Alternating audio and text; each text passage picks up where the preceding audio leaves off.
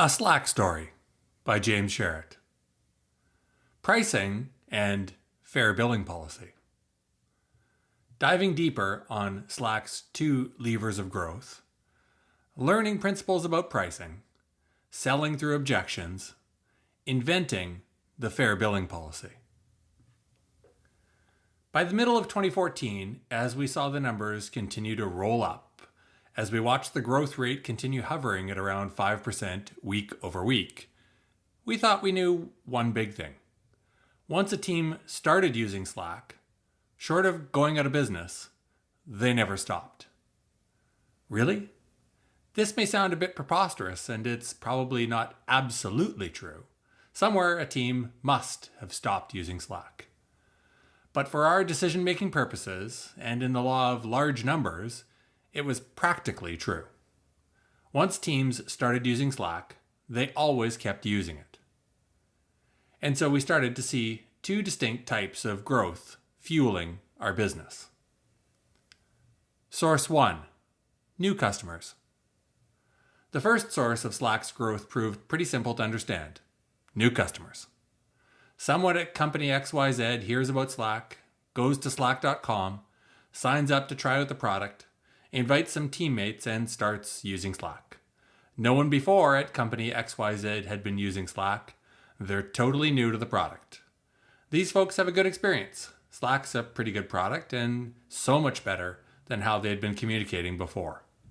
Slack becomes the main way they work together. Company XYZ upgrades for the team to get access to the full message history or unlimited integrations. Job done, huzzah, growth. Source 2. Expansion of existing customers. Remember that first team from company XYZ that started using Slack and upgraded? Right. Eventually, they also needed to work with their wider teammates internally. That first team we might have described as a tool chooser. Developers, IT administrators, engineers, project managers. Slack could expand among tool choosers pretty easily. These folks had administration rights on their computers and could install new software. They felt comfortable downloading applications, and they felt ownership choosing how they worked. But then they needed to launch a product with marketing. They needed to triage an issue with customer service. They needed to coordinate a reporting cycle with HR. They didn't want to revert back to how they had worked. Unthinkable. So what did they do? Those teams of tool choosers did some of our work for us. They started to get their wider teammates in marketing, customer service, and HR onto Slack. We came to think of these second-order users as tool users when they started using Slack too. They didn't necessarily install software. They used what the company used, so they started using Slack.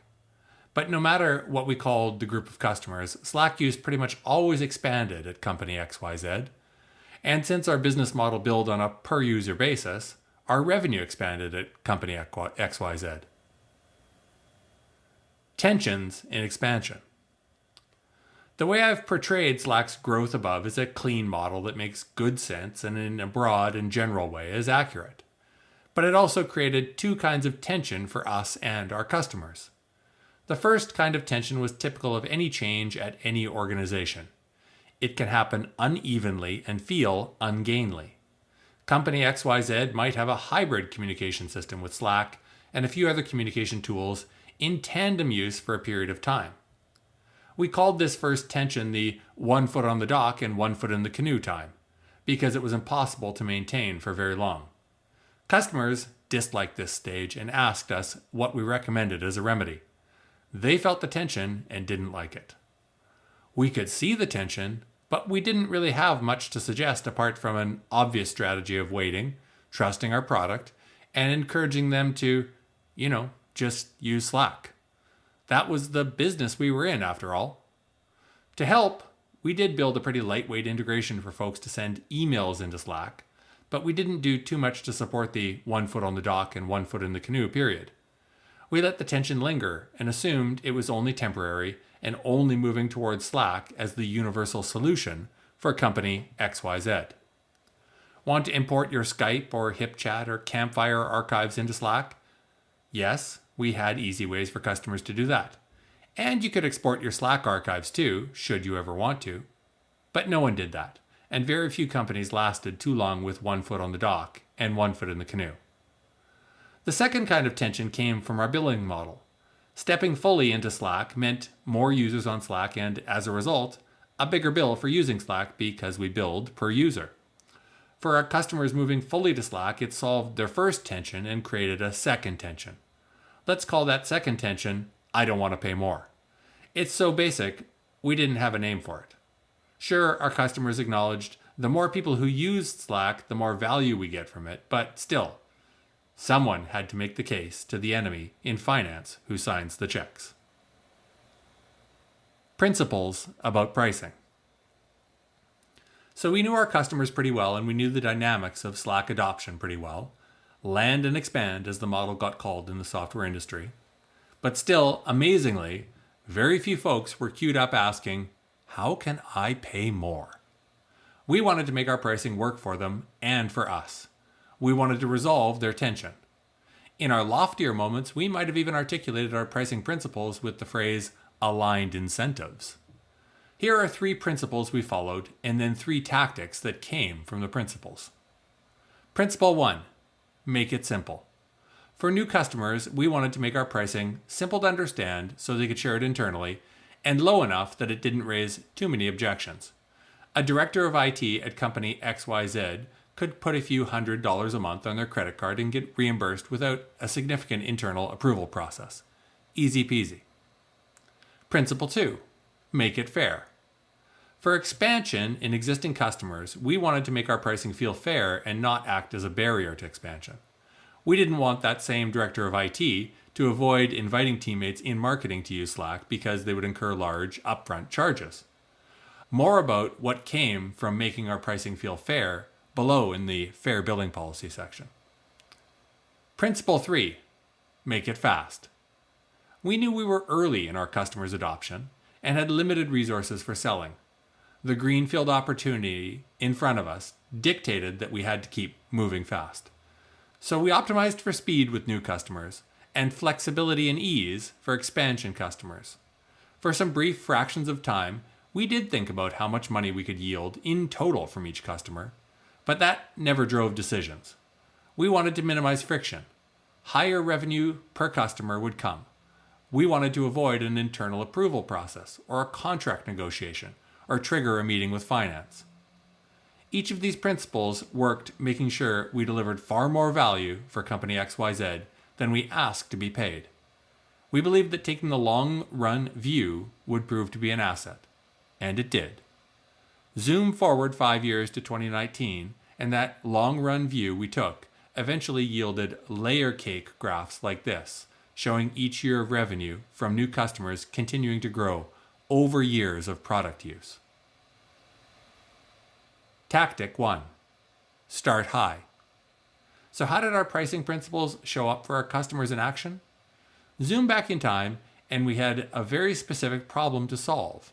What would Slack actually cost? We talked about it. Stuart asked for inputs from lots of people. Then we simply made our best guess, $8 per user per month, a stake in the ground. We played with other numbers, but nothing else felt as right. It was less than $10, so didn't incur the resistance of double digits. It differentiated us from an existing product in the market called HipChat that had some adoption at $2 per user per month.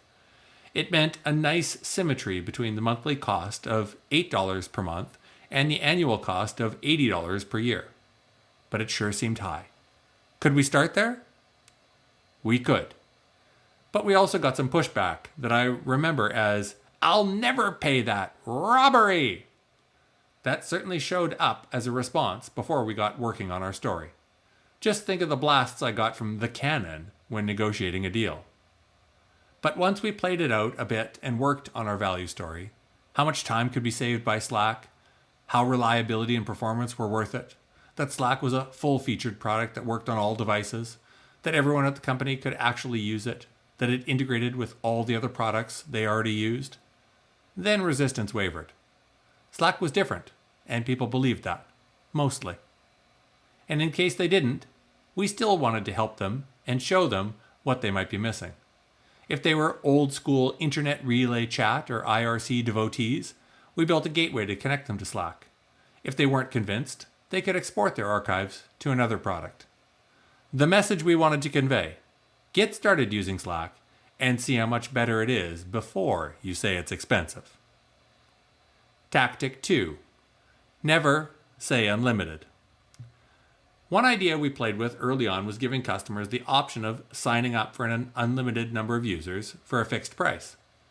For new customers, a fixed price seemed attractive and a way to ease the tension of paying for expanded use.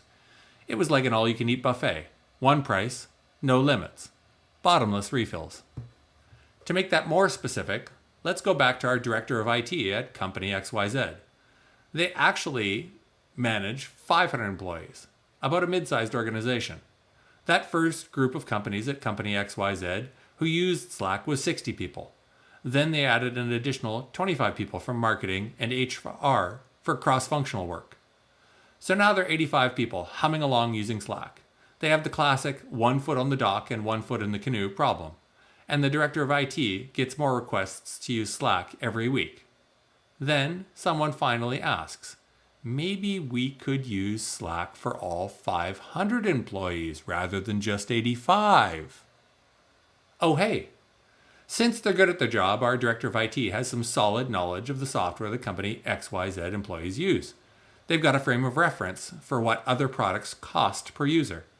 But they don't have very precise knowledge. They can audit logs to get precise knowledge, but it's always for the past, and it's a hard thing to do. In addition, it's always looking back in time, whereas contracting software deals and finding budget to pay for software is always looking forward in time. So asking them to tell us how many users they would have in the future presented them with a difficult problem to solve and asked them to answer an unanswerable question. Couldn't they just pay a fixed price and the problem goes away? Well, yes, except it was a terrible idea for our business and for their business. First off, and most importantly and universally, no one knows the value of unlimited anything. And then its value decreases with use. 1 coffee is nice. 2 coffees I can appreciate. 3 coffees I can maybe carry around and share. Unlimited coffees overwhelms me. What would I do with them? How could I even carry them? I'd have to pee all the time. I can't even consider it, and I lose the connection of value to the original coffee. Second, the connection of value to use was valuable to our customers, not just us. If they could light up as many users on Slack as they had, why should they invest in training or guidelines for using Slack? Why should they care how Slack was used if it was incrementally free? We knew that was how so much corporate software ended up on end users' computers. Why not add it by default? And it was a road to a terrible place we didn't want to go that looked a lot like email and its cousin Skype. No one paid for those tools, so no one invested in using them well. Additionally, there were real costs for every user on Slack. Costs for our customers, more users, more noise, more administration of the product, etc. And costs for us, bandwidth, storage, customer support, etc. We didn't need to model out any kind of growth numbers to know that unlimited users was not a path we wanted to go down. So, what then? Tactic 3. Credits, not discounts. One decision we made that I believe held a huge upside was to offer credits to our customers instead of discounts. Credits were a one-time bonus for signing up. Credits lowered the initial price of Slack by changing the upfront total owed, a win for our customers to get started, without changing the base per user price, a win for us longer term at renewal. In contrast, discounts to the per user price were an in perpetuity decrease in the cost of Slack. That difference may seem small or semantic, but proved to be important over time as customers renewed and as they added additional users. In short, because the product was so sticky to users and attracted additional users over time, credits acted as deferred revenue. Discounts acted as lost revenue. We would give away many credits to close a deal and smooth the adoption process, but we would never change the base per user price. The additional benefit of using credits is that it provided something that seemed valuable to customers at pretty much zero cost to us. It meant we could offer a give 100, get 100 referral program that gained the referrer $100 of credits and the referee $100 of credits. If we made a mistake with anything, we could offer credits as compensation. It meant that when Slack went down in an outage and stranded our customers a few months after launching our paid product, we pushed credits to our customers worth 10 times what they paid for Slack during the downtime.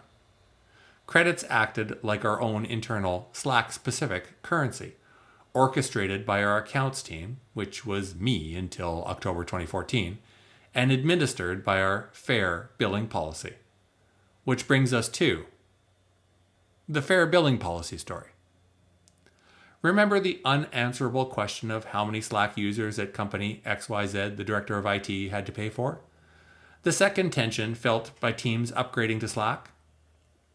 Right, so we knew the answer wouldn't be unlimited. So what would it be, and how could we make sure it aligned with our principles?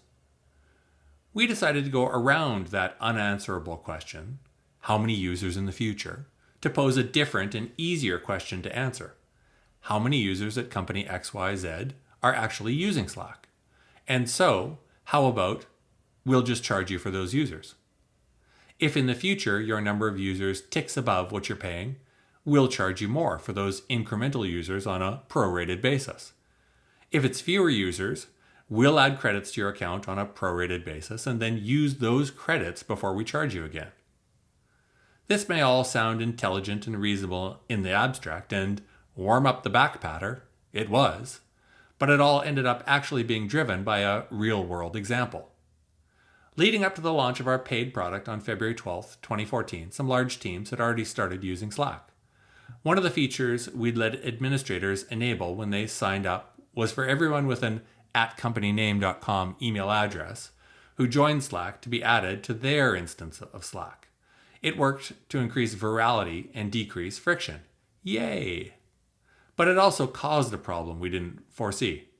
Once you play it out and see that, oh my, everyone with an @walmart.com email address will get added to the walmart.slack.com instance, you can see the problem because that Slack instance wasn't really meant for all 300,000 plus Walmart employees. It had been started by Walmart Labs as their own private space. It made it easy for their teammates to find them, but the @walmart.com domain also served the largest corporate workforce on the planet. It was just a matter of time before some of them stumbled on Slack and signed up and ended up in there. Derp. But that original Walmart Labs team, we knew them pretty well and had worked with them pretty closely leading up to the launch of paid Slack. They were fans and wanted to upgrade for around 1,200 people. That was a big number for us and we wanted to help them. Unfortunately, they had 3,000 plus people who had been routed into walmart.slack.com. They didn't know many of them. So now what? We teased out the options. Option 1, do nothing and let them figure it out. If the Walmart Labs team didn't want to get charged for all 3,000 plus users, some poor administrator would have to go through their user list one by one to decide if each user was in or out. A boring and rote job to do. Exactly the kind of job computer programmers hated. Or option 2, we at Slack could do something to fix the problem that our feature had created. This seemed far preferable. In the 48 hours prior to launching paid Slack, our team built the rules and computer logic that detected whether a user was active or not, and then only charged a customer for their active users. That simple and specific fix for that one Walmart team rolled out to all of Slack and gave us a way to help our customers answer the unanswerable question. It changed the question from how many users does an organization need to upgrade for on Slack to how many users are actually using Slack. Then we'll only charge you for those ones using the product. Our precisely metered billing became a selling point. People loved it because it removed the risk of guessing. But it was a mouthful to explain. So I gave it a name. At first, the Fair Billing Policy, and later the capital letters, Fair Billing Policy. We'll only ever charge you for the number of people actually using Slack. It felt good to say, and customers responded well to it. When I told folks about the fair billing policy, I also shared a link to a webpage in our help center that explained it all in detail, along with providing the rules of what constituted an active user. Sometimes people even click that link to go deeper.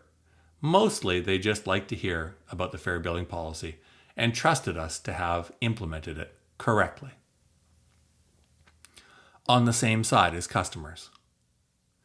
In looking back, the fair billing policy was a huge hit. It made what had previously been a low value, low upside, inaccurate and painful human job, estimating the number of users that would need to be paid for to upgrade a software product, into a precise, logical computer job, telling a customer how many people actually used a software product, then adjusting as needed. It also acted like a time machine, deferring the decision on billing to the future when it could be answered by the computer, rather than making it an upfront decision that stopped progression. Lastly, it felt fair. It lived up to our overall promise of only charging for use. If they used Slack, they paid for it in the exact number of days they used it. If they didn't, then they didn't pay for it. It said that we were on the same side as our customers. That first version had, as many of our features had, some unintended consequences. Paying teams started seeing it as a bit too precise, charging a credit card daily, calculating on a prorated basis usage per month. It proved to be too much administrative burden, the daily updates. As a quick iteration, we rolled the charges up into a single monthly statement, and that system stayed in place for many years and hundreds of millions of dollars. So many things at Slack started this way, with an observation of what was happening, then a connection to how we wanted to run our business, then an ownership that it's something we all work on. The Slack wall of love started this way. The fair billing policy started this way. Who knew simply paying attention and noticing things could take you so far? A single fix for a single team became a foundational way we build customers and ran our business. People have dressed it up with terms like product-led growth and end-user-led licensing. But really, we were just trying to make it as easy as possible for our customers to avoid unanswerable questions and help them use Slack. We were trying to live our mission, to make your working life simpler, more pleasant, and more productive.